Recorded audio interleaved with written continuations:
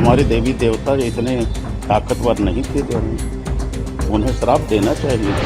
मुस्लिम शासक जो था वो मोहम्मद गोरी था जो, तो यहाँ के देवी देवता या भगवान क्या करते रहे, जो है श्राप दे देना चाहिए। मुसलमान भस्म हो जाते, मर जाते थे।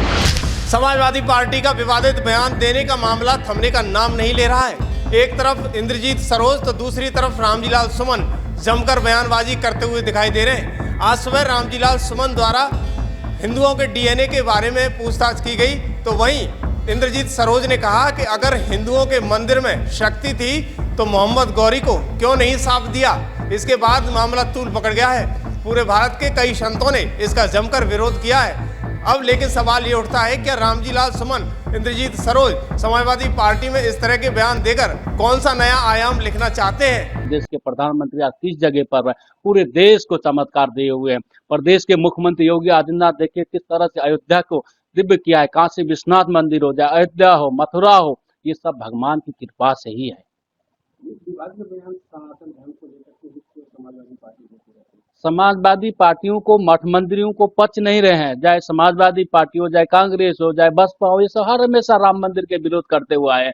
भगवान के प्रति उनको इच्छक नहीं है। ये हर हमेशा चाहते हैं कि मुसलमानों की सपोर्ट करते हैं, कहाँ दंगा करा दें, कहाँ मंदिर में बम फेंकवा दें।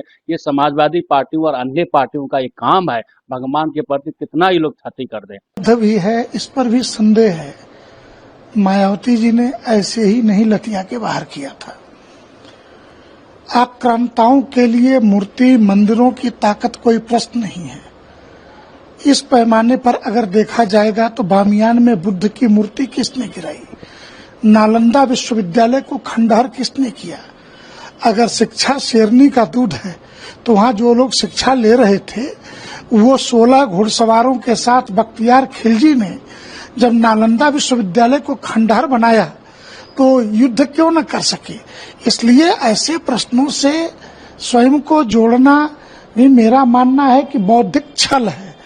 और अभी समाजवादी पार्टी में जो लोग हैं वो सनातन, मठ, मंदिर, हिंदू, धर्माचार्य सबको गाली देने के एक सूत्रीय काम में भारत, भारतीयता, भारत के महापुरुषों को गाली देने के काम में अखिलेश जी ने लगा रखा है।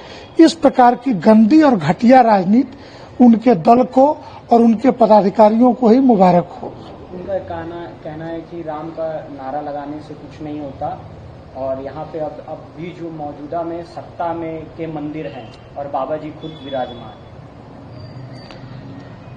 दिक्कत क्या है बाबा जी से लोगों को? बाबा जी विराजमान हैं तो बाबा जी ने उत्तर प्रदेश के माफियाओं का जो मान मर्दन किया कि रात के 12 बजे भी सपने में किसी भी माफिया के योगी आदित्यनाथ आते हैं उत्तर प्रदेश के अंदर। इसलिए बाबा जी से दिक्कत क्या है? इसलिए कि गुंडों की पार्टियां जो होंगी, ऐसे दल जो होंगे, इन सारे अपराधियों को योगी आदित्यनाथ से दिक्कत होगी। योगी से दिक्कत होगी तो भगवा कपड़े से होगी, भगवा कपड़े से होगी तो मठ और मंदिर से होगी। तो ये तो दर्द है बेचारों का, इन अपराधियों का, माफियाओं का। राम का नारा लगाने से कुछ नहीं होता है और सत्ता के ही सभी मंदिर। फालतू की बातें हैं। राम राम जपेऊ महेशु, राम का नारा लगाने से मुक्ति मिल जाती है। तुम तो अधर में अटके हुए हो, न राम के हो न बुद्ध के हो। और बुद्ध का अवतार भी भगवान राम के ही वंश में हुआ था। तो इसलिए तुम तो हो कहीं के नहीं। अब बस तुम एक हिंदू विरोधी दल्ले के अलावा तुम्हारी कोई छवि बची नहीं है।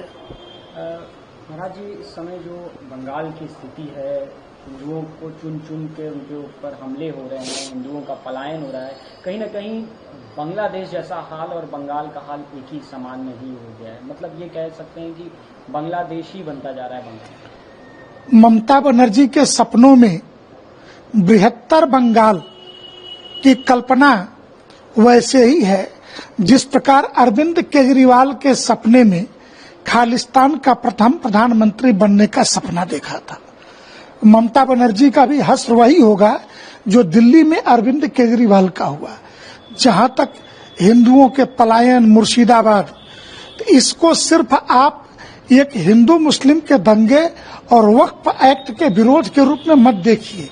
ये चिकन नेक को निशाना बनाने का राष्ट्रद्रोही षड्यंत्र की हिस्सा हैं ममता बनर्जी, ताकि बांग्लादेश में चल रही घटना चीन के इशारे पर मुर्शिदाबाद में होने वाली घटनाओं से अस्थिर करके भारत सरकार के कामकाज को प्रभावित किया जा सके। और ऐसे देशद्रोहियों से निपटना नरेंद्र मोदी और अमित शाह जी को बखूबी आता है। हमें विश्वास है इस समस्या का भी कश्मीर समस्या की तरह से ही अस्थायी समाधान जरूर निकलेगा। वक्फ एक्ट को लेकर तमाम अब जो विपक्ष की पार्टियां हैं, सपा हो, कांग्रेस हो, वो कह रही है कि अब हम सुप्रीम कोर्ट जाएंगे और अगर हमारा समय आ गया तो हम इसको पलट देंगे। भाई सभी अपने समय का इंतजार करते हैं। धारा 370 हटाने के लिए 60-70 वर्षों का इंतजार डॉक्टर श्यामा प्रसाद मुखर्जी के बलिदान के बाद भारतीय जनता पार्टी और पूर्व में जनसंघ ने भी किया था। तुम भी अपने समय का इंतजार करो। और मेरा मानना है कि यह सदी हिंदुत्व की सदी है। तुम्हारी आने वाली 7 पीढ़ियां निपट जाएंगी समय का इंतजार करते करते। 1000 वर्षों के अपमान की पीड़ा से निकल करके हिंदू समाज जगा है और एक एक अपमान का बदला लेगा। और तुम इंतजार करते रहो, वो इंतजार तुम्हारा और लंबा हो, हम भगवान से यही प्रार्थना करेंगे। लेकिन भारत की पार्लियामेंट में पास हुआ कानून कहीं बदलने वाला नहीं है। तुम अपने वोटरों को ये छलावा देते रहो, ये तुम्हारे ही हित क्या मैं कहूं कि तुम्हारे विनाश का कारक बनेगा।